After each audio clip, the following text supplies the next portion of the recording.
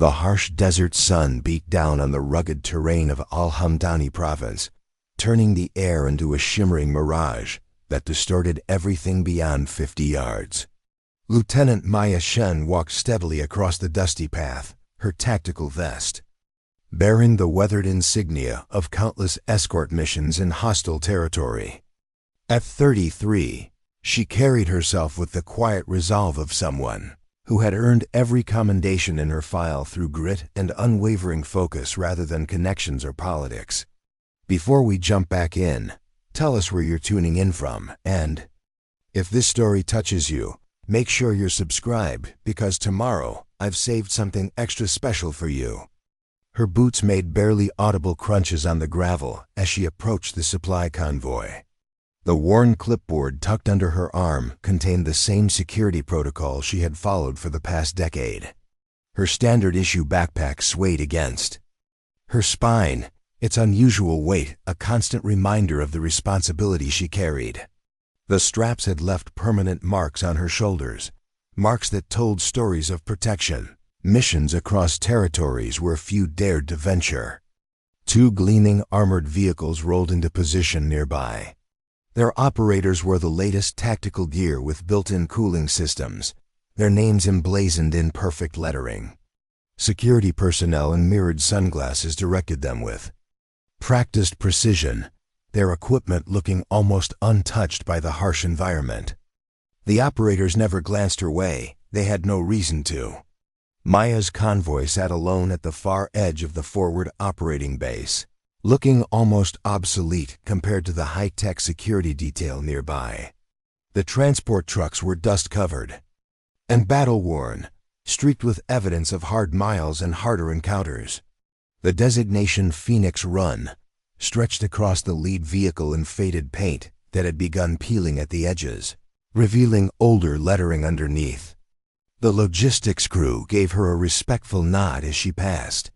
They never questioned her solitary pre-mission routine. She checked her convoy alone every morning, same as always. No special assignments came down for her anymore. No changes appeared on the mission board, but her vehicle stayed fueled and the tires maintained proper pressure. The classified equipment within her backpack remained inactive but ready. Near the command tent, two younger security specialists leaned against an armored personnel carrier, laughing over something on a tablet. One looked up as Maya passed, then smirked at his companion. Still babysitting those outdated supply runs? He called out, just loud enough to be heard without having to repeat himself. Maya didn't answer. She didn't even look their way. She had heard variations of that comment for months now. She walked past the edge of the parking zone and into the shadow of the lead transport. Inside the cab, her communications headset hung from its familiar hook. The matte black surface was scuffed from years of constant use.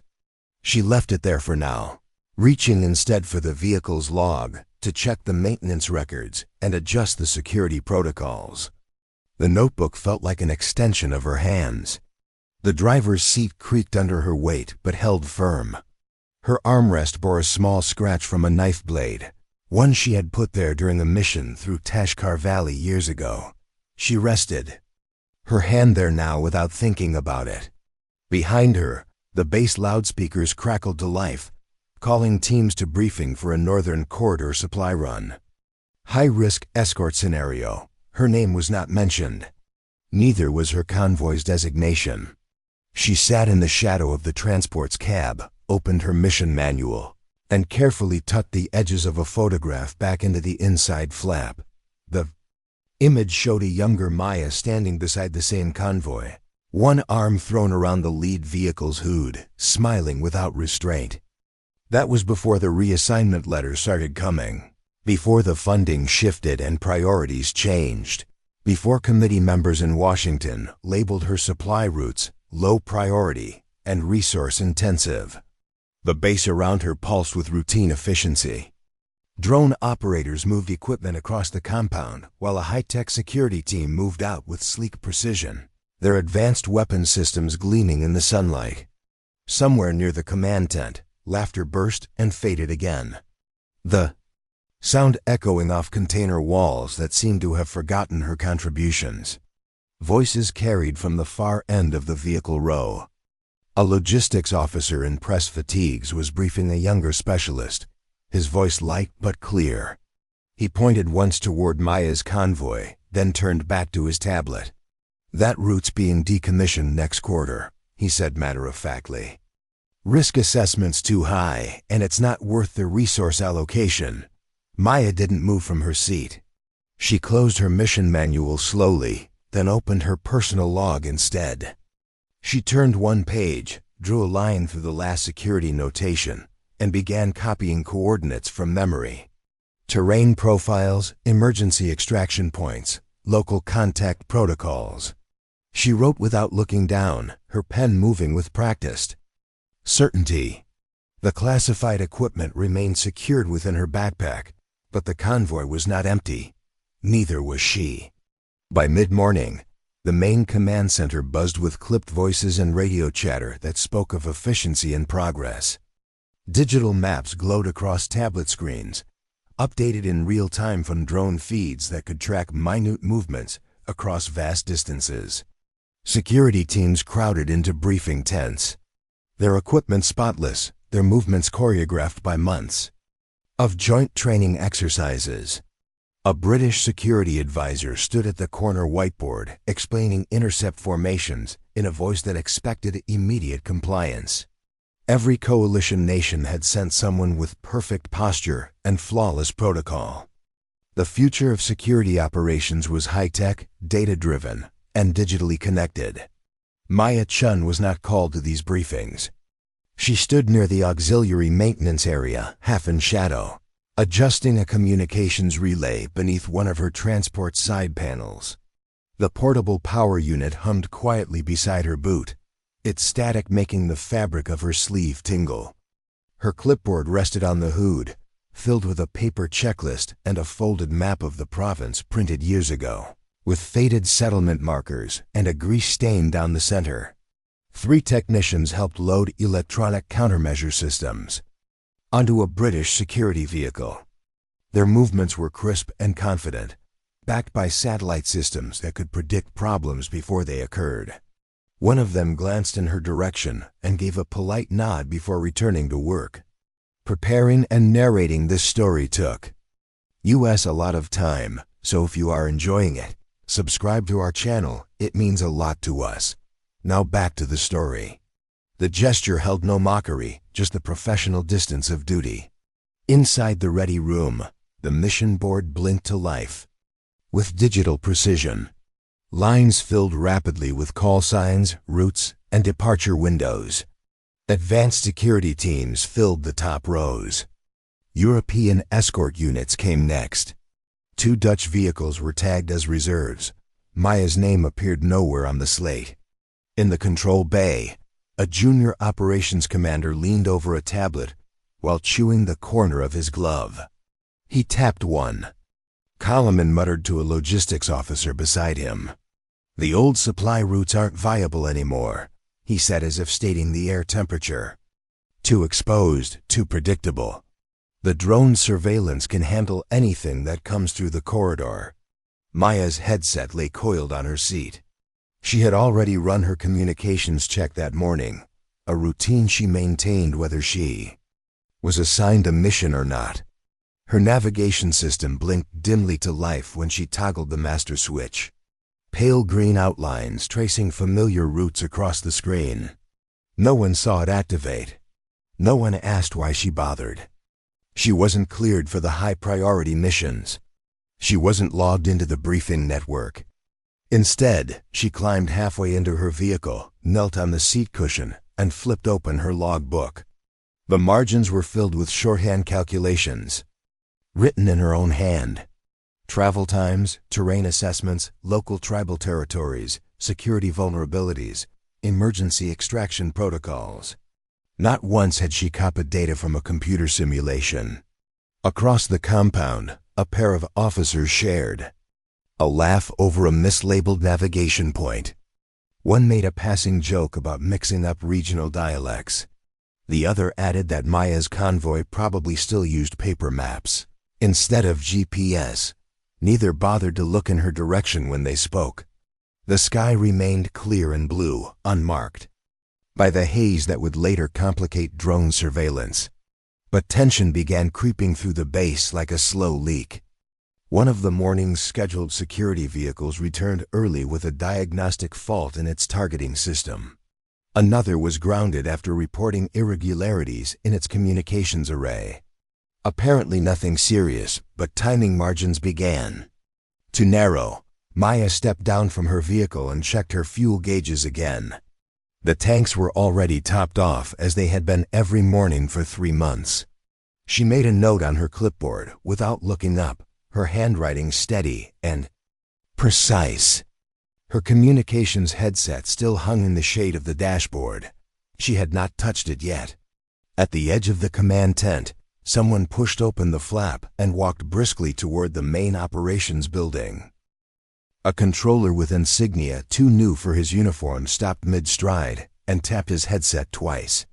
He paused, listening intently, then turned to the officer beside him and repeated what he had heard. Possible hostile activity, northeast vector. Bearing 340 degrees, the area fell quieter. Maya heard the transmission from across the compound, carried on the morning breeze that would soon shift and complicate everything. She watched as personnel froze over their screens, fingers hovering over keyboards that suddenly seemed inadequate for the moment. A mission leader took a long step forward, reaching for his headset with the urgency of someone who had trained for this scenario but never lived it. Names began echoing through the communications network as units scrambled to respond. Maya reached up and placed one weathered hand against the side of her transport. Her fingers brushed the dust-streaked door panel, feeling the chipped paint. Around the Phoenix Run nameplate. No order had come down for her to prepare, but her convoy was ready anyway. It had been ready every morning for longer than anyone cared to remember. The mission board updated again, one line at a time, as every available security asset shifted to active status. Every asset except one. Maya closed her logbook with deliberate care, tucked it into her side pouch, and climbed into her lead vehicle. Without speaking to anyone, the navigation system flickered to steady green, accompanied by the low hum of systems coming online. She sat there with her hands resting calmly on her thighs, headset beside her on the seat, waiting for something she had been expecting for a very long time. The alert came softly at first, just a faint scratch of static beneath the routine warning chatter. A surveillance operator on the early shift repeated the contact information under his breath, unsure whether he should trust what his screen was telling him. Then a second trace appeared, sharper this time, approaching from the north-northeast. Vector at a speed that seemed to shift in staggered intervals. Not fast, not overwhelming, just wrong. Inside the control center, casual conversation died mid-sentence. The relaxed language of routine operations vanished, replaced by the clipped urgency of something real happening in real time. One controller raised his headset, microphone, and began issuing orders with the precision of someone who had rehearsed this moment 1,000 times but never expected to live it. 2 advanced security teams launched within minutes of the alert. The first moved out clean and fast, their vehicles pointed toward the horizon where trouble might be brewing. The second aborted mid-departure after reporting a weapon system malfunction on its lead vehicle. A reserve unit had the capability to respond, but was 20 minutes out and holding for additional personnel. Timing was tight. Available assets were tighter. Maya Chen stood at the edge of her parking space with her pre-mission checklist still resting on her knee. Her tactical gloves were already on, worn leather that had molded to her hands over years of service. The last column of her log book showed handwritten route calculations and a security assessment she had plotted without computer assistance. She didn't need to glance down at the numbers. They were committed to memory. The only movement came when she closed the book with one hand and reached for the vehicle door. She climbed without ceremony, her boots hitting each step with quiet confidence. The maintenance crew across the compound noticed her movements, but said nothing. One looked like he wanted to speak, then decided against it. The door creaked under her weight as the morning sun caught the chipped paint on the frame. She swung into the driver's seat with the fluid motion of someone returning home after a long absence. Inside the vehicle, the temperature was already rising with the day's heat. Her headset still hung from its hook beside the control panel. She took it without hesitation, the black shell feeling properly heavy in her grip. When she adjusted the microphone, her breathing steadied into the rhythm she had learned in training and perfected in combat. She powered the systems in sequence. Not rushed, but exact. Battery, communications, navigation. Internal lights illuminated the control panel with subdued intensity. The navigation display came alive in a muted green arc across the screen, showing terrain, routing, and security status with no fancy graphics or advanced overlays. Just the information she needed, displayed clearly. The backpack beside her seat shifted once as its internal systems cycled online. It had not been deployed in actual operations for years, but the mechanism still functioned with precision that spoke of proper maintenance and careful attention. Across the compound, a controller noticed her vehicle's engine starting. His voice went tight with confusion as he keyed his microphone. Who authorized departure for the Phoenix convoy near Maintenance Area 6? A second controller echoed the question louder this time, with growing concern in his voice. No answer came from the communications network. Maya did not respond to their calls. Her hand moved to the ignition, gripping the worn key that had guided her through sandstorms and mountain passes. The engine started smoothly, decades of maintenance having kept the mechanism in perfect tolerance. She felt everything she needed to know through the subtle feedback of the vehicle's vibrations, systems responding to her touch with the reliability of an old friend.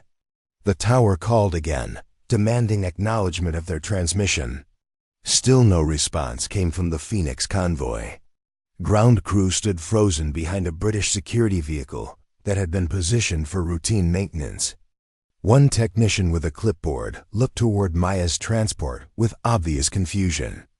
Another raised his hand halfway in a questioning gesture, then stopped when no guidance came from the control center. No one stepped forward to intervene.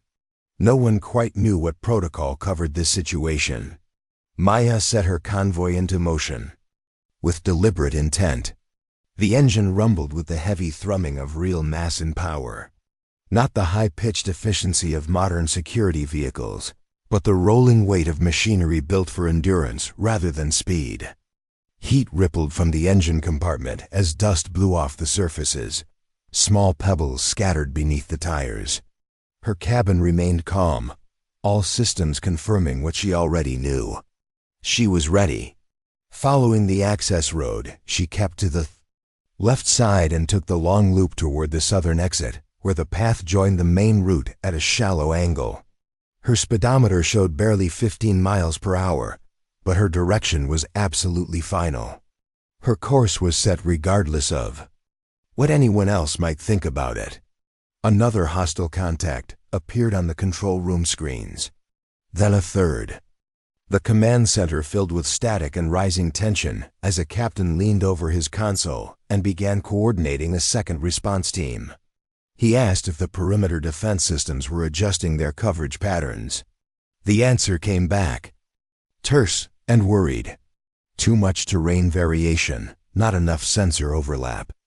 The hostiles were moving through detection gaps in the surveillance grid, exploiting exactly the kind of blind spots that modern systems created when they relied too heavily on satellite positioning and computer modeling.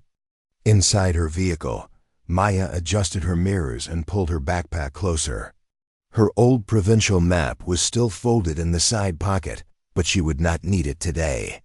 She was writing this mission plan from memory, using knowledge that had never been entered into any database. The control center ordered her to stop immediately.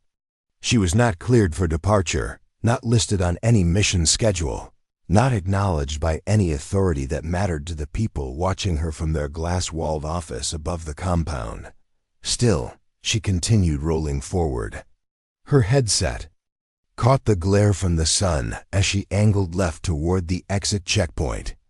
Her left front tire crossed the painted boundary line that separated the base perimeter from active operational space. The air in her cabin felt focused now, concentrated down to the essential elements of mission and purpose. She toggled her communication system to the check position and read out battery voltage levels to herself in a quiet voice. Her right hand moved to the security protocol switch, and the soft click confirmed proper activation. Her left foot eased off the brake pedal. She never looked toward the control center. In front of her stretched the dusty road, wide and pale in the morning haze that would soon burn off to reveal crystal-clear operational conditions. No other vehicles had been cleared for this route. No green lights flashed permission from the checkpoint, but she knew this territory like she knew her own heartbeat. She had driven here in crosswinds that tested vehicle stability. She had navigated after moving through storms that turned her windshield opaque with dust. This route held no mysteries for her. The classified equipment shifted again in her backpack. Deeper this time, not armed for deployment, not needed for the immediate mission ahead. The sound vibrated through the seat and into her spine. A mechanical reminder of why she had become a security specialist in the first place. Her front wheels aligned with the route's center line as she accelerated in graduated increments. The vehicle moved forward as a single unit, heavy and steady and willing to do whatever she asked of it. No authorization came from the radio. No permission was granted. She was committed in purpose long before her tires left the compound. Behind her, the silence from the control center said everything that needed to be said about the moment. When protocol met reality and found itself wanting, Maya Chen's convoy cleared the checkpoint without a word of authorization from anyone, her lead vehicle accelerating just past the perimeter marker, moving into the operational zone with the slow, confident rhythm of machinery that knew its business. The convoy maintained a shallow climbing path, hugging the corridor between ridgeline outcroppings and the gray expanse of the valley floor. The terrain was hazy with morning moisture that would make modern sensors struggle for clean target locks. Light diffused through the atmosphere in pale gold washes that created exactly the kind of visual confusion that hostile elements exploited. The weather conditions that made computer-guided systems hesitate were the same ones that Maya had learned to read like text on a page. From the control center, voices crackled through communication channels she had already switched off. One controller demanded to know who had given her departure authorization. Another issued a formal recall order in language that grew sharper with each unanswered transmission. The radio calls bounced uselessly off her vehicle's hull. Maya wasn't listening, she simply drove. Her route ran east by northeast, threading through the low-altitude valley corridor that supply vehicles used when security concerns closed the primary routes. With her speed steady for maximum efficiency and her course angled to catch every available terrain advantage, she maintained a consistent pace while the vehicle hummed with the controlled tension of machinery being operated within its design limits but close to its maximum potential. The Phoenix convoy responded to her guidance like an extension of memory rather than a collection of mechanical parts. As pressure built along the rough terrain, small flakes of paint began breaking away from areas where metal fatigue had created hairline stress fractures. Wind hissed through a tiny crack in the window seal near her left ear, a sound she had traveled with before and could easily ignore. Her digital communication system pulsed once, then failed completely. Too much terrain interference at this distance, too many blind spots created by hills and valleys that blocked electronic signals. Low visibility operations in this particular grid reference had always meant moving without electronic assistance. If a security specialist couldn't read the terrain by sight and instinct, they had no business operating in this environment. Maya moved by the shape of the Earth itself, not by satellite imagery or computer projections. She turned slightly westward and followed a winding course between hills she recognized by their slope characteristics alone. Intelligence reports suggested the hostile elements weren't moving at high speed, which made them far more dangerous than rapidly advancing forces. High-velocity targets created dust signatures and pressure patterns that sensors could track. These contacts were moving slowly and deliberately, creeping beneath detection thresholds that had been designed to catch conventional threats, rather than operatives working with tactical patience. Every second that passed allowed the intruders to penetrate deeper into protected territory. Every second the advanced security teams remained grounded or misdirected brought the unknown contacts closer to whatever their objective might be. She descended beneath a shelf of dust that stretched low across the river basin to the north. Thermal imaging equipment lit up her side display screen, but provided no useful tactical information. The world ahead blurred into translucent gray, bands that concealed more than they revealed. Still, she saw what she was looking for. Not a distinct shape or recognizable profile, but a disturbance in the environment itself. A single shimmer against the far ridgeline, like heat waves rising from glass where no heat source should exist. The kind of visual anomaly that human eyes could detect but computer systems would dismiss as sensor noise or atmospheric interference. She didn't hesitate or second-guess what her experience was telling her.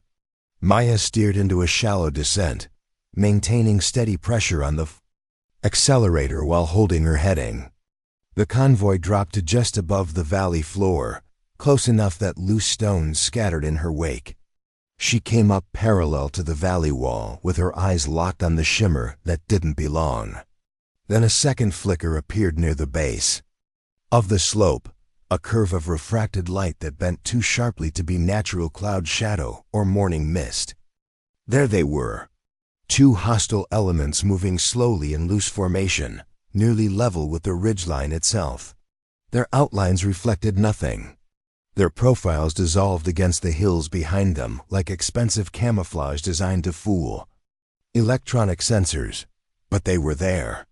Not because her instruments had detected them, not because of luck or coincidence, but because she remembered how terrain affected movement patterns and how stealth technology had to obey the same laws of physics that governed every other operation. She remembered how people moved when they had to respect gravity instead of relying on technological assistance. Her right hand moved to the backpack beside her. The classified equipment within hummed with a vibration that rolled through the entire vehicle, heavy and alive with mechanical precision. She never moved to deploy it.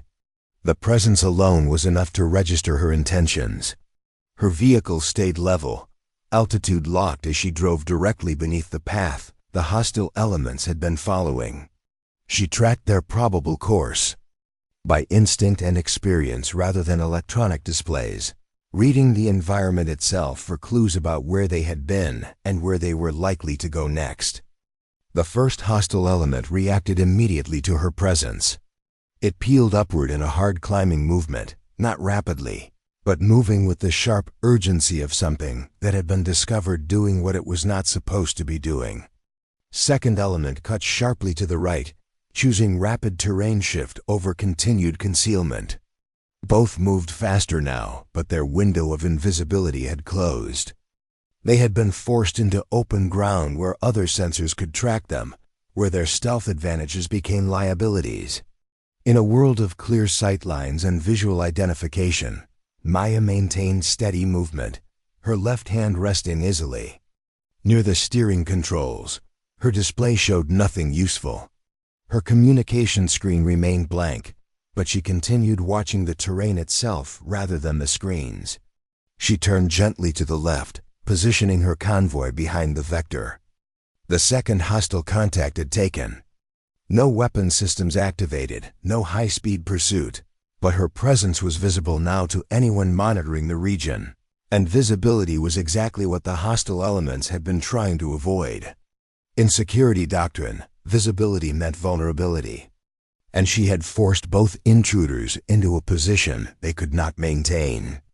A faint new movement appeared somewhere ahead of her position, high and brief, then gone again. She didn't turn to pursue it. She understood the tactical situation well enough to recognize a feint when she saw one. A third element might have been present, or the movement might have been a distraction created by the others to draw attention away from their main objective. She held her course through the narrowing corridor ahead, maintaining steady speed at a deliberate pace, then slowing further. Her engine continued running smoothly despite the demanding terrain.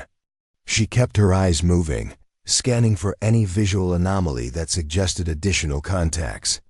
A flash of reflected sunlight, an unnatural shadow, any shape that didn't belong. To the landscape below, none appeared. After 6 more minutes of systematic searching, the terrain began to feel different. Not the light itself, but the pressure and atmosphere of the environment around her. The sense of immediate threat diminished. As her operational area returned to normal patterns, she adjusted her route and reduced speed to standard settings. The equipment in her backpack cycled down to standby, its deep humming fading until it disappeared entirely. She toggled the security systems to the safe position and engaged the proper protocols. The terrain below held still and peaceful. Movement, no shimmer, no suggestion of hidden operatives working where they did not belong. Whatever had come through the protected corridor was now departing it, either climbing to higher terrain where other security systems could engage them or retreating entirely from the area. She didn't know where the hostile elements would go next, but she knew they had seen her convoy and registered her capabilities. They would not forget that an old supply escort, operated by someone who understood terrain, could find them when billion-dollar sensor systems could not. Maya turned south and climbed slowly into more stable territory where the haze brightened, and normal landscape features resumed their familiar patterns. Her pulse remained steady, her breathing unchanged. She checked her communication system, switched to her backup frequency as a precaution, and adjusted her route for the return journey. The control center said nothing to her over the radio. Her approach vector appeared as a green line on the security grid, but no voice came through her headset to acknowledge her presence or demand explanations. She didn't ask for permission to return. The approach was smooth and controlled, her vehicle handling the terrain at precisely the right pace. The compound came up toward her convoy like something she had done 1,000 times before. She arrived in complete silence, and for the moment at least, the region around the base remained clear of unwelcome visitors. Maya's convoy arrived at the compound with a firm declaration of tires against gravel. The main wheels pressed into the dusty ground with a sharp crunch of stone against rubber, then settled into their familiar rhythm of deceleration and approach. Dust trails spun behind her vehicles, caught by the crosswind, and carried across the perimeter in long tan ribbons. The lead transport's windows reflected dull and scratched under the harsh light that filtered through midday haze. The Phoenix Run designation was now streaked with fresh dust from her low-altitude journey through areas where no convoy was supposed to operate. She didn't announce her return over communications. She didn't request clearance or permission for anything. The convoy simply rolled through the checkpoint like it had never left, like it belonged exactly where it was. One of the ground crew members at Maintenance Area 6 stood when he saw her vehicle's approach, then sat back on his equipment crate without saying anything to his colleagues. Another technician leaned out from under a supply shelter and squinted into the sun, watching her convoy pass with an expression that mixed curiosity with something approaching respect. The vehicles moved slowly toward their assigned parking area, engines at idle power, their weathered exteriors coated in the profound silence of machinery that had moved through memory and returned with answers to questions no one had known how to ask. No navigation lights blinked from the control tower. No radio transmissions followed her progress across the compound. She guided her convoy into the familiar space beside the maintenance area, as if it had been assigned to her all along, as if nothing unusual had happened in the past hour. The engine gave its last low growl as she turned the ignition off. Maya released her seatbelt and stood into the cooling air that rushed through the open door. Her gloves came off first, placed carefully on the seat cushion. She unlatched her headset with practiced efficiency, the microphone lifting with a soft click that seemed louder than it should have in the sudden quiet. Her face was calm, skin damp with perspiration, eyes steady and focused. She stepped onto the ground one boot at a time, her feet finding the gravel with the solid sound of someone returning from work that mattered. No one spoke immediately. The normal chatter of maintenance crews and ground personnel had faded to whispers and sidelong glances. Then a senior technician near the corner of the parking area stood upright slowly and raised his right hand. It wasn't a casual wave or greeting. It was a deliberate salute, clean and respectful, held for exactly the right number of seconds. A younger specialist nearby followed his lead without hesitation. A third crew member across the compound dropped his equipment, but the sound of it clattering on concrete seemed to echo louder and longer than physics should have allowed. The applause started hesitantly. Just a few hands clapping slowly, then spreading to include more of the ground personnel who had witnessed her unauthorized departure and unannounced return.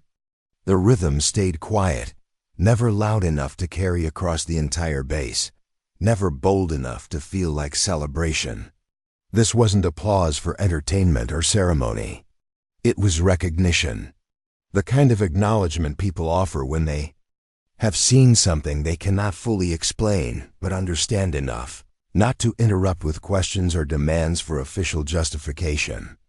Maya didn't pause to acknowledge the gesture or wave back at the small crowd that had gathered to watch her. Post-mission routine.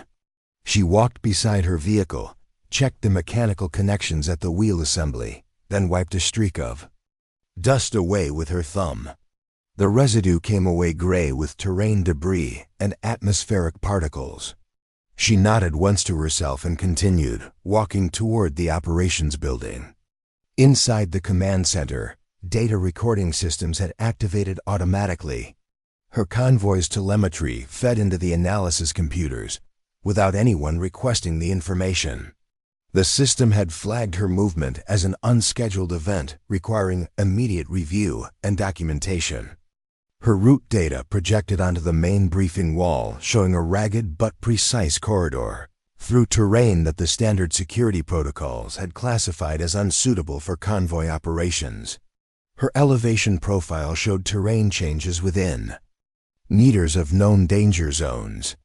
Her course corrections had compensated for environmental conditions, without reference to satellite data that hadn't been available at her operating distance.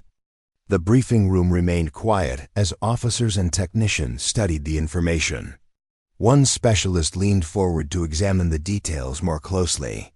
A liaison officer from a European security group stood with his arms folded near the back wall, his voice calm and thoughtful when he finally spoke.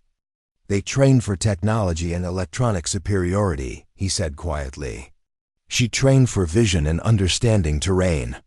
No one corrected his assessment or offered alternative explanations. The data playback paused at a critical moment. In the mission, two indistinct silhouettes, blurry and low resolution, appeared in a single frame captured by her dashboard camera. The computer system didn't classify them as confirmed hostile contacts, but everyone in the room could see what they represented. Everyone understood the significance of finding infiltration teams that billion-dollar sensor networks had been unable to locate. A younger specialist stared at the surveillance display and asked how she had acquired visual contact with operatives specifically designed to avoid detection. Another officer noted quietly that her route had avoided every standard security coordinate.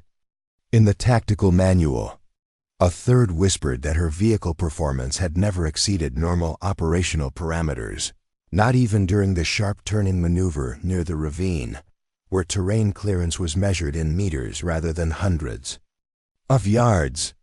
Across the parking area, a technician from the German security detachment walked slowly up to the Phoenix convoy and stopped beside the lead vehicle. He raised his tablet computer and took a single photograph of the faded designation, the weathered paint, and the convoy that had just accomplished something no one had expected to be possible. No one questioned his actions or asked him to explain his interest in documenting the moment. Maya sat alone on the wooden bench outside the ready room, her logbook open in her lap. The final entry showed her speed readings, terrain navigation, notes, and a handwritten reminder to check engine performance for timing variations. She had not yet filled in the mission summary section. The words for what had happened were still forming themselves in her mind. The door behind her opened, and one of the same security specialists who had made jokes about her convoy weeks earlier stepped outside. He carried a water bottle and a clipboard, walking more slowly than usual. He glanced at her, then at the logbook, then across the compound toward the Phoenix convoy. He said nothing, but his expression had changed from casual dismissal to something approaching professional curiosity. He walked away from the bench with deliberate steps, looking back once before disappearing around the corner of the building. Inside the operations center, 2 large display screens showed side-by-side comparison images. One was a live satellite, feed of the terrain she had moved through. The other was her hand-drawn navigation chart, scanned and projected for analysis. The terrain lines she had sketched matched the actual topography more precisely than the computer-generated maps. One of her margin notes about wind patterns had accurately predicted atmospheric conditions 12 minutes before the satellite weather system registered the same changes. A senior officer pointed to her handwritten annotation without saying anything, then turned away from the screen with an expression that suggested he was reconsidering assumptions he had held for years about the Kier's relationship between technology and human skill. Maya stood from the bench, tucking her logbook under her arm. She walked slowly back toward her convoy where residual heat still rose from the engine compartments. The familiar smell of dust and heated metal lingered around the wheel assemblies, proof that the machines had been working hard and working properly. A maintenance specialist crouched beside the left front tire and looked up at her approach. He didn't smile or offer casual conversation, but he nodded with the kind of respect that mechanics reserve for operators who bring equipment home in one piece after doing something genuinely difficult. She returned the gesture, then reached out to brush a streak of dust away from the door panel with her knuckles.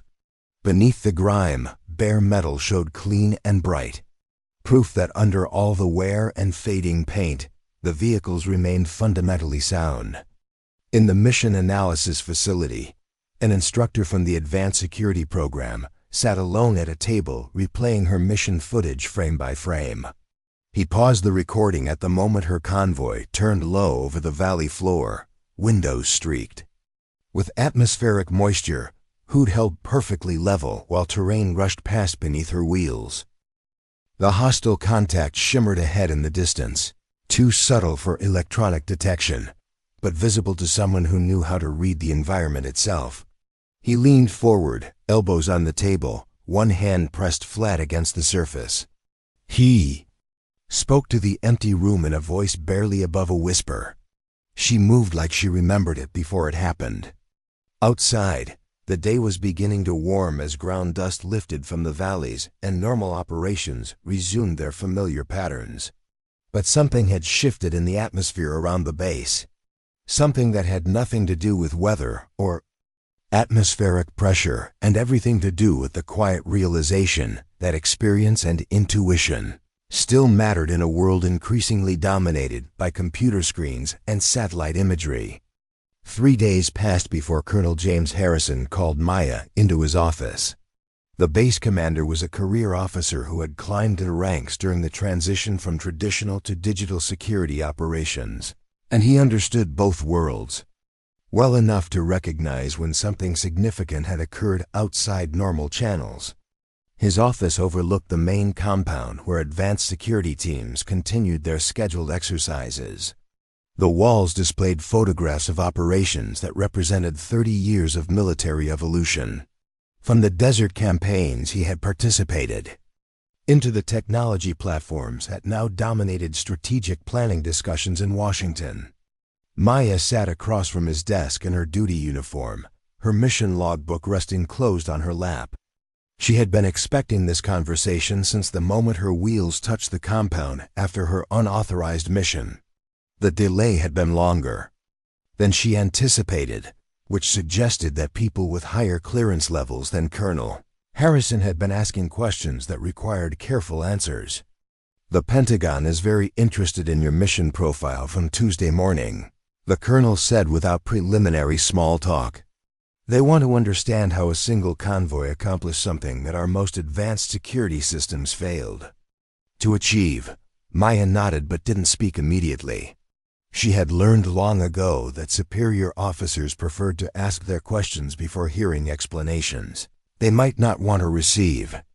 "Intelligence analysis confirms that 2 hostile elements penetrated our protected region using movement patterns specifically designed to exploit gaps in our sensor coverage," Harrison continued. "These weren't training exercises or friendly forces conducting unannounced maneuvers. These were actual intrusions by operatives that shouldn't have been able to operate in this region without detection." He turned his computer monitor so she could see the screen. A map displayed her route overlaid with tracking data from the morning in question. Her course showed as a solid green line, threading through areas marked in red as sensor null zones and detection gaps. "Your route took you through terrain that our tactical computers classified as unsuitable for security operations," he said. "You maintained visual contact with targets that billion-dollar tracking systems couldn't locate. You forced 2 hostile elements to abandon their mission profile and retreat from protected territory." Maya opened her logbook and removed a folded paper from the inside cover. She placed it on the colonel's desk and smoothed the creases carefully. The document was a hand-drawn map showing the same terrain features displayed on his computer, but with additional notations written in pencil and red ink. "I've been moving through this terrain for 10 years, she said quietly. "I know where the hills create shadow patterns that conceal movement better than any camouflage. I know where valleys channel wind in ways that make stealth operations less effective. I know what morning haze looks like when it's being disturbed by human activity." Harrison studied her map, comparing the hand-drawn contour lines to the satellite imagery on his screen. Her annotations matched the computer data with precision that suggested years of careful observation rather than lucky guessing. "The Defense Department is asking why our most sophisticated security teams couldn't accomplish what you did alone with equipment they've been trying to retire," he said. "They want to know if this represents a fundamental flaw in our current tactical doctrine." Maya had been thinking about that question for 3 days. The answer wasn't comfortable for anyone who had invested their career in the belief that newer automatically meant better. "Modern systems are designed to process information faster than human specialists can think," she said. "But they're processing the wrong information. They're looking for electronic signatures and heat patterns and movement algorithms. They're not looking at the environment itself." She pointed to a section of her map where pencil marks indicated terrain shifts throughout different times of day. "Stealth technology works by controlling what sensors can detect," she continued, "but it can't control physics. People still have to move through terrain that shifts and changes and creates patterns. If you know how to read those patterns, stealth becomes less invisible." Harrison leaned back in his chair, considering the implications of what she was telling him. Military doctrine had been moving toward unmanned systems and computer-assisted everything for the past decade. The idea that human observation might be superior to electronic sensors challenged assumptions that had guided billions of dollars in defense spending. "There's going to be a formal review," he said finally. "Pentagon officials want to understand whether your success was repeatable or whether it was a single fortunate incident." Maya had expected this as well. Military bureaucracy demanded systematic analysis of anything that didn't fit established patterns, especially when that analysis might lead to conclusions that powerful people preferred not to hear. They're going to want you to duplicate your mission profile using instrumented vehicles and full sensor packages. Harrison continued. They want to determine whether human specialists can be trained to recognize the visual cues you used, or whether your performance was based on experience that can't be replicated. The question underneath his words was whether she had stumbled onto something genuinely important, or whether she had simply been lucky enough to be in the right place at the right time with skills that couldn't be taught to other specialists. I can teach what I know, Maya said. But it takes time to develop the kind of visual recognition that makes terrain operations effective. It's not something you learn from computer simulations or classroom instruction. Harrison nodded slowly. He had conducted field operations himself before becoming an administrator, and he understood the difference between theoretical knowledge and practical skill, developed through years of actual experience. There's something else, he said. Intelligence sources suggest that the hostile elements you encountered were conducting reconnaissance for a larger operation. Your intervention may have disrupted planning for something more significant than a simple territory violation. Maya felt her pulse quicken slightly, but her expression remained calm. The possibility that her unauthorized mission had prevented something worse from happening added weight to a situation that was already complicated by questions of military protocol and chain of command.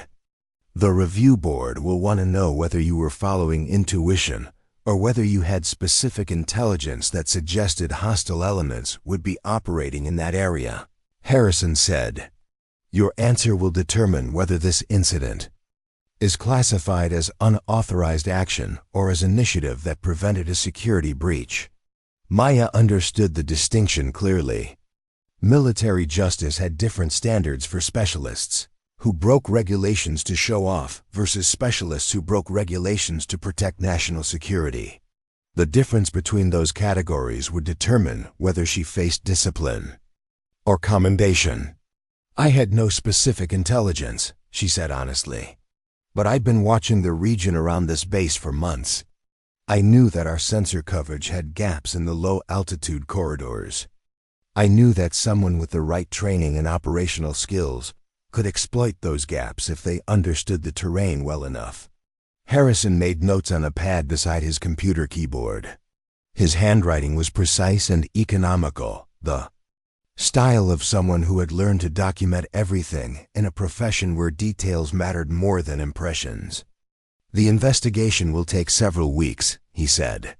"During that time, you'll continue normal duties, but no unauthorized missions of any kind. Pentagon officials will want to interview you, and they'll want access to your mission logs and navigation materials." Maya nodded her understanding.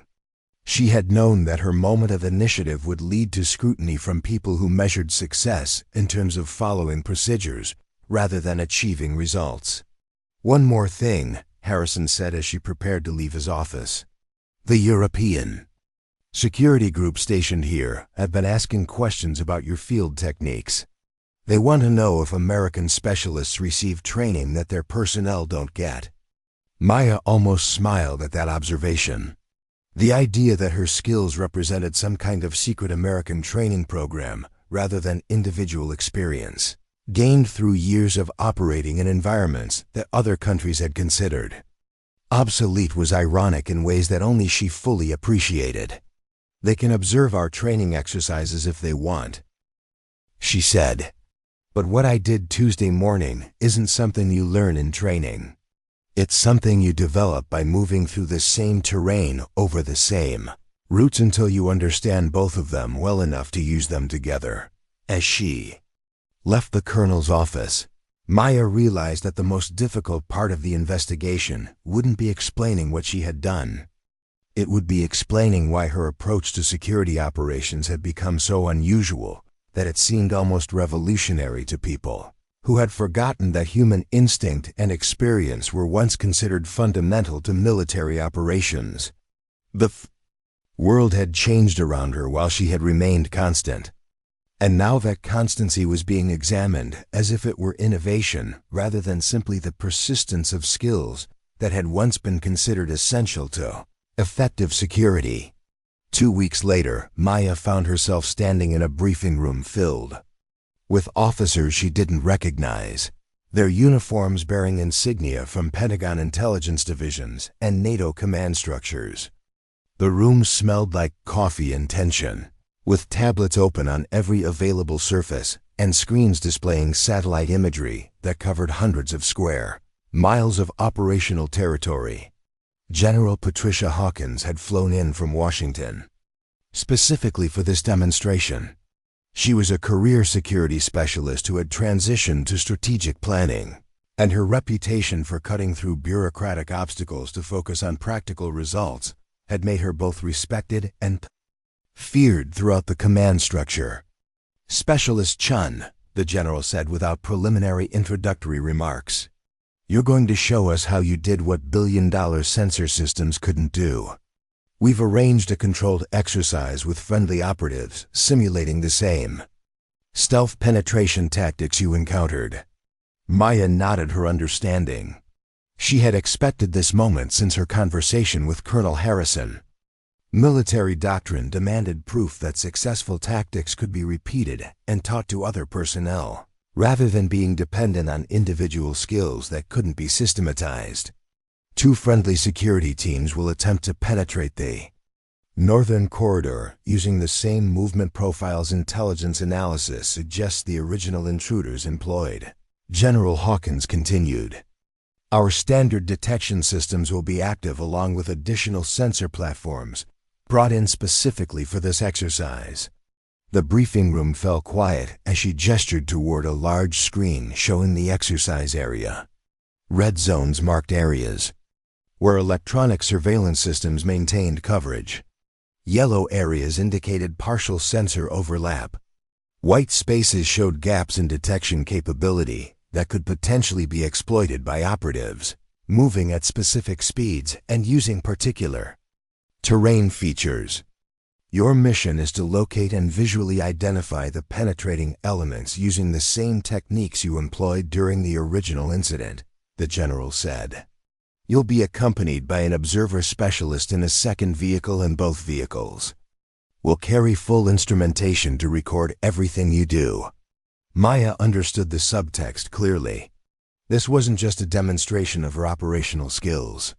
This was a test to determine whether her success had been based on reproducible techniques, or whether it had been an unrepeatable combination of luck and individual experience that couldn't be transferred to other specialists. "The observer vehicle will record your visual scanning patterns, route decisions, and communication with ground control," General Hawkins continued. "If your techniques prove effective, we'll develop training protocols to teach them to specialists operating advanced systems that might benefit from supplementing electronic detection with human observation skills." An hour later, Maya walked across the compound toward her convoy with a different kind of nervous energy than she had felt in years. Moving alone on an authorized mission had been challenging but straightforward. Operating under observation, while being evaluated by people who could reshape military doctrine, was a different kind of pressure entirely.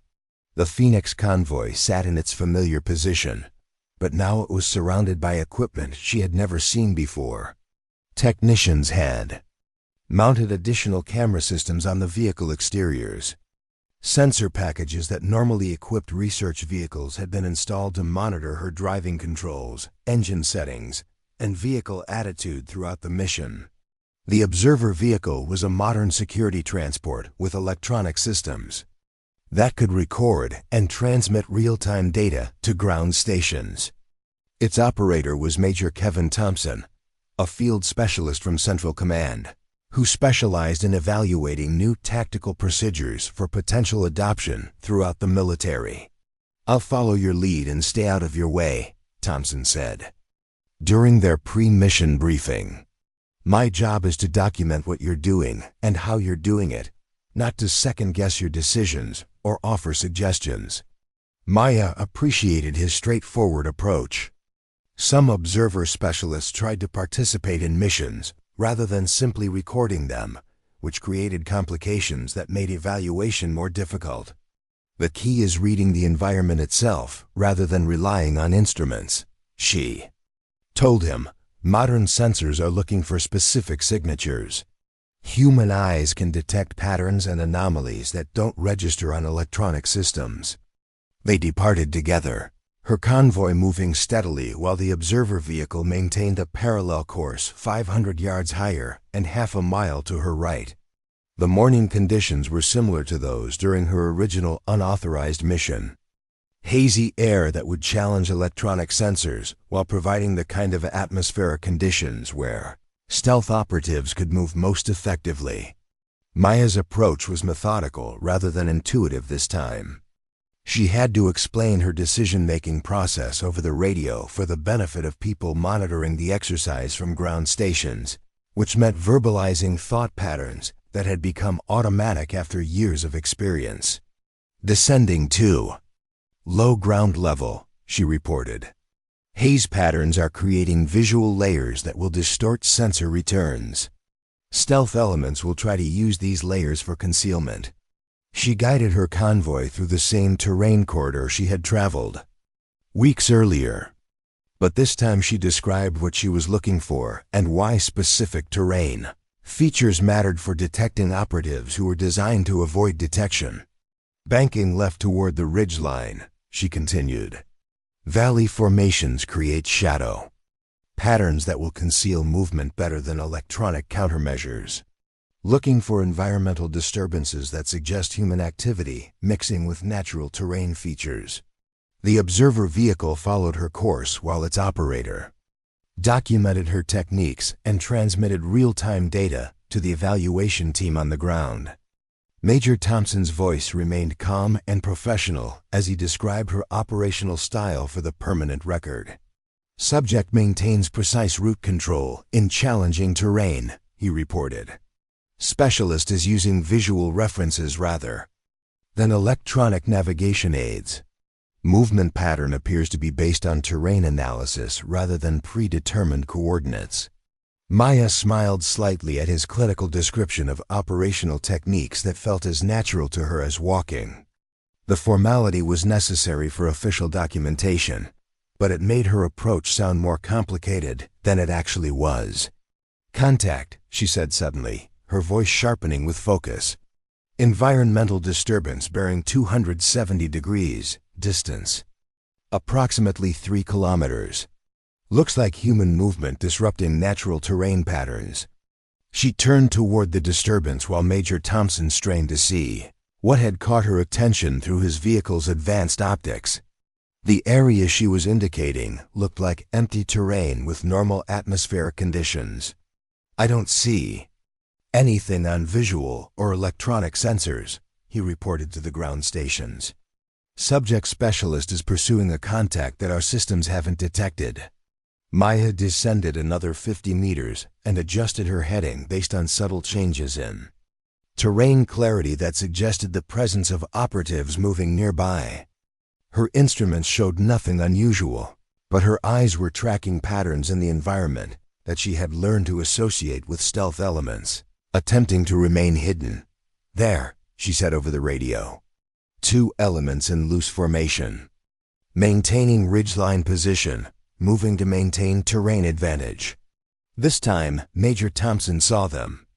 2 dark shapes against the hillside, visible for just a moment before environmental conditions concealed them again. His vehicle's electronic systems registered brief sensor returns, disappeared almost immediately. Confirmed visual contact. With 2 elements, he reported. Electronic systems show intermittent returns consistent with stealth technology. Subject specialist acquired targets using visual observation techniques alone. The demonstration continued for another 30 minutes as Maya tracked the friendly operatives through terrain that challenged every electronic system in the area. She maintained visual contact by reading environmental patterns that revealed human presence even when stealth technology defeated radar and infrared sensors. When they returned, General Hawkins was waiting beside the compound entrance with an expression that suggested the demonstration had provided answers to questions she had been asking for months. Field skills with computer operation during the years when military operations moved toward full automation and electronic assistance. The computers are still there to help, Maya said. But now you're using them as tools instead of letting them use you as backup systems. Lieutenant Brooks nodded and opened her tablet to show pages filled with terrain maps and margin notes about environmental conditions that affected stealth detection. Her notations were neat and precise, but the content was unmistakably personal, rather than copied from standardized training materials. I've been practicing the visual scanning techniques over different terrain types, she said. Each area has its own patterns for how the environment behaves and how human disturbances show up against natural conditions. Maya examined the younger specialist's notes with approval. The training program was working exactly as intended, teaching specialists to develop individual expertise, rather than relying exclusively on standardized procedures that could be applied universally regardless of local conditions. The key is patience, Maya said. Electronic systems provide immediate feedback. Visual recognition takes time to develop, but it provides information that computers can't process. As the sun began setting over the compound, Maya closed her logbook and stood to perform a final inspection of her convoy. The routine hadn't changed in 10 years, but the context was completely different. Now her Phoenix convoy was no longer the forgotten transport at the end of the line. It was the training platform for specialists' learning skills that had become strategically important for maintaining security in an era when stealth technology was proliferating beyond the control of any single military force. That night's briefing included a video conference with Pentagon officials who were considering expansion of the visual recognition training program to bases throughout the region and beyond. The success at Al-Hamdani had demonstrated that human observation skills could provide tactical advantages that justified the time and resources required to develop them properly. Maya listened to the discussion about implementation schedules and resource allocation, but her attention remained focused on the specialists who would ultimately determine whether the program succeeded in operational environments. Statistics and policy decisions mattered, but individual skills developed through practice and experience would determine whether hostile elements could continue operating with impunity in contested regions. Later that night, she walked alone across the compound under stars that were clear enough to navigate by if electronic systems ever failed completely. The Phoenix convoy sat quietly beside the building, its engines cold, but ready for whatever tomorrow might require. For the first time in years, Maya felt like she was exactly where she belonged, doing exactly what she had been trained to do. Her unauthorized mission had become the foundation for changes that would affect military operations for decades to come. But more importantly, specialists were learning to trust their own senses again, to see the environment itself rather than just the information displayed on computer screens. The future of security operations would still involve advanced technology and electronic systems that could process information faster than human brains could analyze it. But that future would also include specialists who understood that the most sophisticated computers in the world couldn't replace the human ability to recognize patterns, adapt to unexpected situations, and make decisions based on experience that couldn't be programmed into any software. Maya had never intended to revolutionize military doctrine. She had simply operated her convoy the way she had always operated it, using skills she had developed through years of practice in conditions that had taught her to trust her own observations over electronic displays that could be fooled by technology designed specifically to defeat them. Now those skills were being taught to specialists operating equipment she could never have imagined. When she first entered service, the integration of human observation with advanced electronic systems was creating capabilities that neither approach could achieve independently. As she reached her quarters, Maya realized that her story had become larger than her individual experience. It had become proof that innovation sometimes meant remembering skills that had been forgotten, rather than developing technology that had never existed before. The terrain around Al-Hamdani base remained as clear and readable as it had always been. The difference was that specialists were learning to read it again, combining the wisdom of experience with the power of modern technology to create security operations that could adapt to any challenge. Maya Chen had forced two hostile elements to retreat using nothing but her eyes, her experience, and a convoy the military planners had written off as obsolete. Now her approach was becoming the standard for specialists operating the most advanced systems in the world. But there was one more revelation waiting, one that would transform understanding of what had happened during her unauthorized mission. 3 weeks after the training program's formal adoption, Maya was called into a classified briefing with General Hawkins and representatives from military intelligence. "We've completed the full analysis of the equipment in your backpack," the general said without preamble. "The device you've been carrying is more significant than we initially understood." Maya had always known her backpack contained classified technology, but its exact nature had remained compartmentalized even from her. She had been instructed to keep it secure and operational, but never to deploy it without direct authorization. "The system you've been transporting is a prototype terrain analysis module," the intelligence officer explained, sliding a folder across the table. "It was designed to supplement conventional security systems by mapping environmental patterns that stealth technology can't mask." Maya opened the folder to find technical specifications for equipment far more advanced than anything she had been briefed on. The backpack hadn't just been cargo. It had been an experimental system collecting data during every mission she'd conducted over the past 3 years. The device was recording baseline environmental patterns, General Hawkins continued, creating a database of what normal terrain fluctuations look like compared to the disruptions caused by stealth operatives. But something unexpected happened. The intelligence officer tapped his tablet, bringing up side-by-side displays of data streams. The system began adapting to your operational patterns. It was learning from your decision-making process, correlating your route choices with environmental conditions to create predictive models that no computer programmer could have designed. Maya stared at the displays, understanding dawning slowly. "You're saying the equipment was learning from me?" "More than that," the general said. "It was learning with you. The combination of your human observation skills and the system's pattern recognition capabilities created something greater than either could achieve independently. Your unauthorized mission succeeded because you were unconsciously integrating the system's data with your own visual analysis." The intelligence officer nodded. "When you told us you could recognize patterns that electronic systems missed, you were partially right.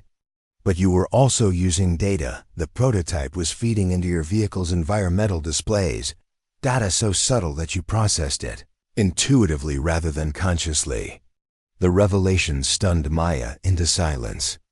She had been part of an experiment far more sophisticated than she had imagined, one that challenged fundamental assumptions about the relationship between human specialists and advanced technology. "This changes our entire approach, General," Hawkins said. "Instead of choosing between human skills and electronic systems, we need to develop integration techniques that combine the strengths of both. Your training program isn't just teaching specialists to see what computers miss. It's teaching them to work symbiotically with technology in ways we hadn't considered possible." In the months that followed, the program evolved beyond terrain analysis to encompass a new philosophy of human-machine integration. Specialists weren't just learning to trust their own senses. They were learning to merge their natural pattern recognition abilities with data streams that enhanced rather than replaced human judgment.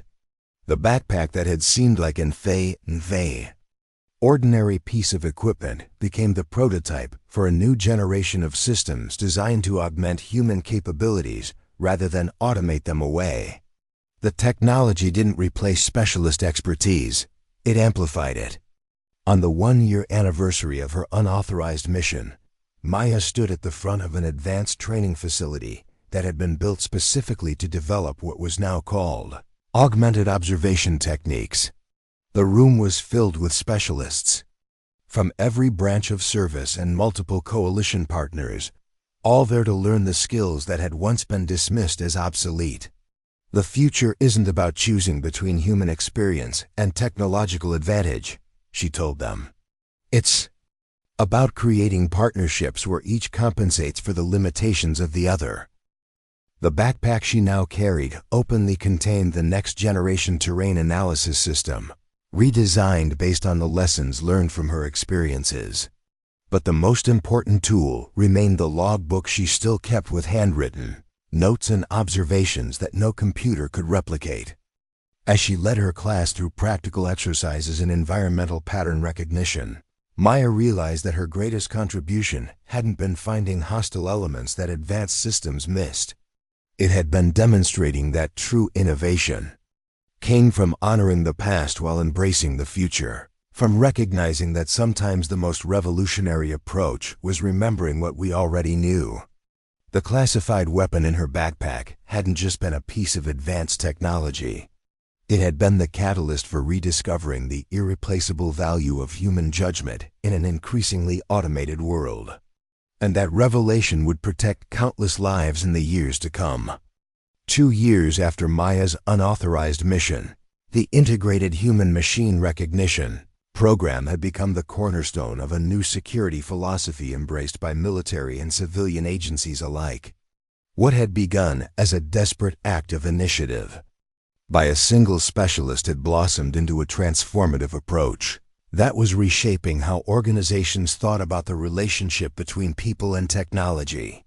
The morning sun cast long shadows across the advanced training facility that had been constructed on the outskirts of Washington, D.C. Unlike traditional military structures with their rigid lines and institutional aesthetics, this building incorporated natural elements, large windows framing the surrounding landscape, interior spaces that mimic terrain features, and training areas designed to challenge both electronic systems and human perception. Maya walked through the main entrance, her footsteps echoing slightly on the polished concrete floor. At 35, she carried herself with the quiet authority that came from having changed military doctrine through sheer determination and skill. The weathered tactical vest was gone, replaced by a simple instructor's uniform that bore a unique insignia, a human eye overlaid with digital patterns, the symbol of the program she had inspired. In her hand, she carried both her original logbook and a sleek tablet containing the latest generation of terrain analysis software. The juxtaposition of old and new reflected everything the program stood for, respecting traditional skills, while embracing technological advancement. "Lieutenant Chen," a voice called from across the atrium. Admiral William Peterson approached with the purposeful stride of someone who managed multiple competing priorities. As the newly appointed Director of Integrated Security Operations, he oversaw the implementation of human-machine partnership techniques across all military branches. "The congressional delegation arrives in 30 minutes, he said without preamble. "They'll want a demonstration that proves the budget allocations were justified." Maya nodded calmly. "The demonstration team is ready, Admiral. We've prepared a scenario that showcases both the technology and the human observation techniques." Peterson's expression relaxed slightly.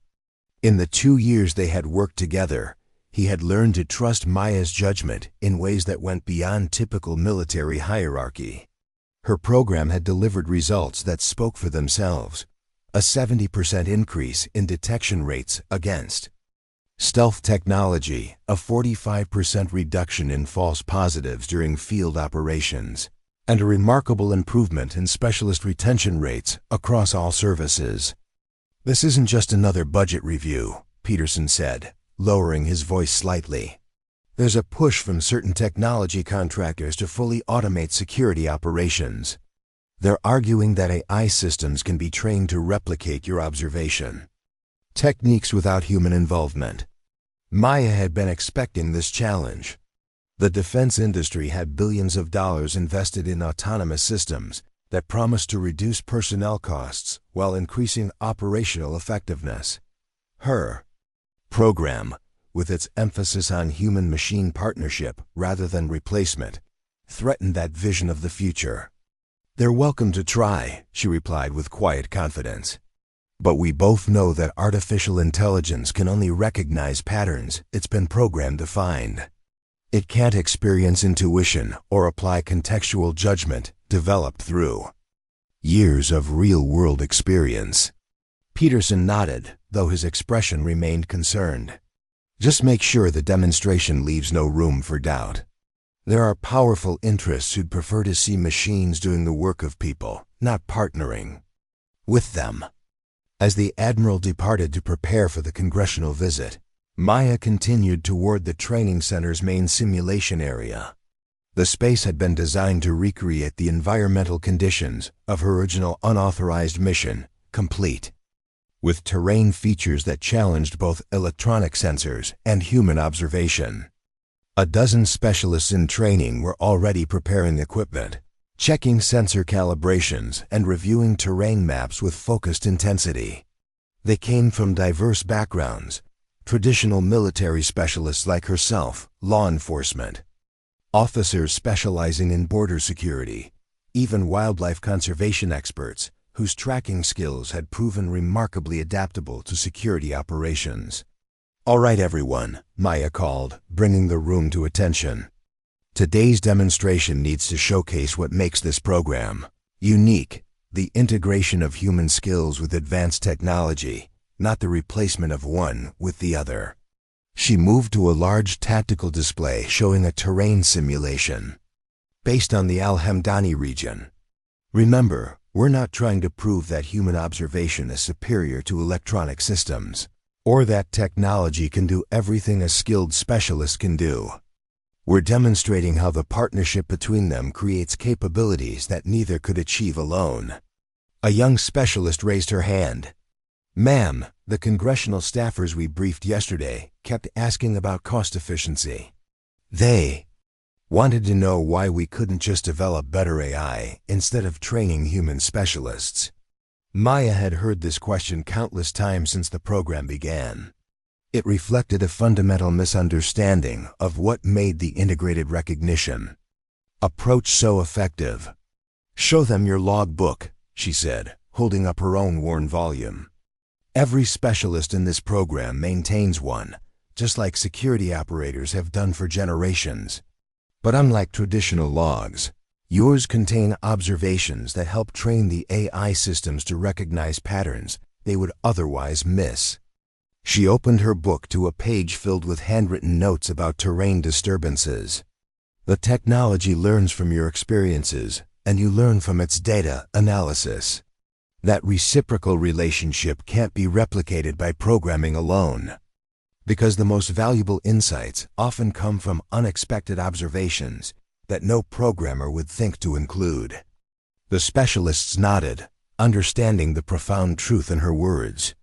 They had all experienced moments when their human perception noticed something subtle that electronic sensors missed, or when the analytical systems highlighted patterns too complex for human recognition alone. For today's demonstration, Maya continued, Team Alpha will operate with standard electronic systems only. Team Bravo will use traditional human observation techniques without technological assistance. Team Charlie will demonstrate our integrated approach. She turned to the tactical display and activated the simulation scenario. The objective is to locate and identify 10 stealth operatives moving through the training environment. They're using the most advanced concealment technology available, and they've been instructed to exploit every weakness in our detection capabilities. As the teams moved to their starting positions, Maya felt a familiar tension, not anxiety about the demonstration's success, but the focused alertness that came from knowing how much depended on bridging the gap between human skill and technological advancement. The congressional delegation arrived precisely on schedule. A group of 8 representatives and their staffers escorted by Admiral Peterson and several Pentagon officials. Maya recognized Senator Eleanor Hargrove, the influential chair of the Defense Appropriations Committee, whose support would be crucial for the program's continued funding. "Lieutenant Chun," the senator said, extending her hand. "I've read your reports with great interest. You've made remarkable claims about the effectiveness of your integrated approach." Maya shook the offered hand firmly. "Not claims, Senator. Documented results from field operations where our specialists have consistently outperformed both autonomous systems and traditional human-only approaches." Hargrove's expression remained neutral, but her eyes sharpened with interest. "That's precisely what we're here to see. In an era of budget constraints, we need to invest in approaches that deliver measurable advantages." Maya guided the delegation to an observation platform overlooking the simulation area. Below them, the 3 teams were preparing to begin their detection exercises, each using different methodologies to locate the concealed operatives. "We'll start with Team Alpha," Maya explained, "using only advanced electronic detection systems, the kind that autonomous security proponents believe can replace human specialists entirely." On the command to begin, Team Alpha activated their sensor arrays and began methodically scanning the terrain. Their approach was technically perfect, systematic, thorough, and backed by the most sophisticated detection algorithms available. Within minutes, they had located 3 of the hidden operatives, their positions marked with precision on the tactical display. "Impressive," commented a congressional aide, making notes on his tablet. "That's faster than human observers could have found them." Maya nodded. "Speed is one advantage of electronic systems. But watch what happens as the exercise continues." Over the next 10 minutes, Team Alpha located 2 more operatives, bringing their total to 5. But then their progress stalled. Despite repeated scans and sensor recalibrations, they could find no trace of the remaining 5 targets. "They've reached the limitations of program detection," Maya explained. "The remaining operatives are using concealment techniques specifically designed to exploit gaps in sensor coverage, the same kind of gaps that existed during my mission in Al-Hamdani Province." She turned the delegation's attention to Team Bravo, who were using traditional human observation without technological assistance. Their progress was different, slower at first, but steadier. By carefully reading terrain features and environmental disturbances, they located 7 operatives, including 2 that Team Alpha had missed entirely. "Human observers excel at recognizing contextual anomalies," Maya noted. "Patterns that don't match the environment in ways that are difficult to program into sensors. But they also have limitations." As if to illustrate her point, Team Bravo began struggling to locate the remaining targets. Their progress slowed dramatically as they exhausted their initial observations and began second-guessing their assessments. Human perception can be affected by fatigue, expectation bias, and limited information processing capacity, Maya continued. "Which brings us to Team Charlie and our integrated approach." The delegation turned their attention to the 3rd team, who were operating with both advanced sensors and trained human observation skills. Their methodology appeared less structured than either of the other teams, sometimes following sensor data, other times trusting human instinct that contradicted the electronic readings. What made their approach unique was the constant interaction between specialists and technology. When sensors detected possible anomalies, human observers evaluated them in environmental context. When human specialists noticed potential disturbances, they directed sensors to analyze specific features rather than conducting broad scans. Within 15 minutes, Team Charlie had located all 10 concealed operatives, including 3 that neither of the other teams had detected. "This is the essence of our program," Maya explained as the exercise concluded. Not human versus machine, but human and machine, each compensating for the other's limitations while amplifying their strengths. Senator Hargrove studied the results. Displayed on the tactical screen. The performance difference is substantial, she acknowledged. But I'm still concerned about the resource requirements. Training specialists takes time and significant investment. It does, Maya agreed. But consider the cost of failure. When autonomous systems miss what human observers would catch, or when human specialists lack the data analysis capabilities that technology provides, the consequences can be catastrophic. She gestured toward the simulation area where Team Charlie specialists were reviewing their performance with the concealed operatives. More importantly, our integrated approach creates capabilities that improve over time. The technology learns from human observation, becoming more effective at recognizing subtle patterns. The specialists learn from the technology's data analysis, developing more sophisticated observation techniques. Admiral Peterson stepped forward. We've documented this reciprocal improvement in field operations. After 6 months of integrated training, our detection rates against advances stealth technology have increased by 70% compared to either approach used independently. The senator nodded thoughtfully. And the classified technology in your backpack? During the original mission? The prototype terrain analysis system. That was just the beginning, Maya replied. What makes our current approach revolutionary isn't the technology itself, but how it partners with human specialists rather than attempting to replace them. As the demonstration concluded and the congressional delegation departed for the next briefing, Maya remained on the observation platform, watching her trainees continue their practice exercises. The original Phoenix convoy had been replaced by more advanced vehicles, and the crude terrain analysis system in her backpack had evolved into sophisticated equipment that seamlessly integrated with human observation techniques. But the core principle remained unchanged, respecting the irreplaceable value of human experience while embracing technological advancement. Not choosing between them, but finding the synergy that made both more effective.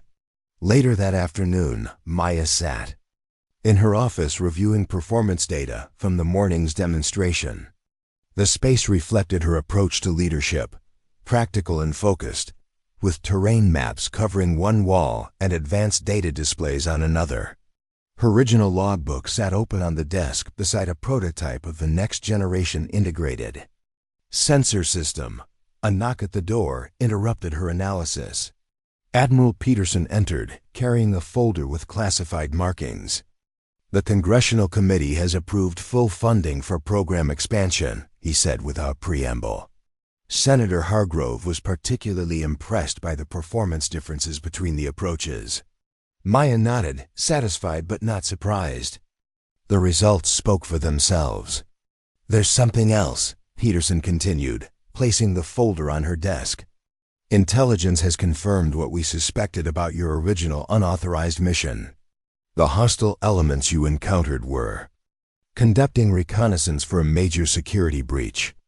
By disrupting their operation, you prevented an attack that could have had catastrophic consequences. He opened the folder, revealing satellite imagery and intelligence assessments that had been classified at the highest levels. The technology. Contractors pushing for fully autonomous systems didn't just want to sell equipment. They were attempting to create blind spots they could exploit, gaps in coverage that only human observation would detect. The revelation confirmed what Maya had suspected from the beginning, that the push toward fully automated security wasn't just about efficiency or cost savings. It was about creating vulnerabilities that could be exploited by those with the right knowledge and resources. Which explains the resistance to our integrated approach, she said quietly. We're not just challenging their business model. We're closing security gaps they intended to exploit. Peterson nodded grimly. Exactly, your unauthorized mission didn't just prove the value of human observation. It exposed a vulnerability that certain interests preferred to remain open. The implications were profound, extending far beyond military applications to every security system that protected critical infrastructure, financial networks, and transportation systems. The drive toward full automation wasn't simply a technological evolution, it was potentially a strategic vulnerability. "We need to accelerate the program expansion," Maya said, already formulating plans for broader implementation. Not just within military operations, but across all critical security sectors. "Agreed," Peterson replied. "The committee has authorized deployment to border security, critical infrastructure protection, and transportation safety. They want your integrated approach implemented wherever stealth technology poses a potential threat." As the Admiral departed, Maya turned to the window, overlooking the training facility. Below, a new class of specialists was practicing terrain analysis techniques, their movements precise and purposeful as they integrated advanced sensor data with human observation skills. They came from diverse backgrounds, military veterans, like herself, law enforcement professionals, even private security specialists responsible for protecting essential infrastructure. What united them was the recognition that true security came not from choosing between human judgment and technological capability, but from integrating both in ways that amplified their respective strengths. The following morning, Maya stood before the assembled specialists, her expression serious but confident. The congressional approval had transformed their program from an experimental initiative to a core security doctrine that would be implemented across government, agencies, and critical infrastructure protection. "What we're doing here isn't just about developing better security techniques," she told them. "It's about preserving the essential partnership between human judgment and technological advancement. About recognizing that the most effective solutions come not from replacing people with machines, but from creating relationships where each makes the other more capable." She activated the main display, showing a global map with implementation sites highlighted across continents.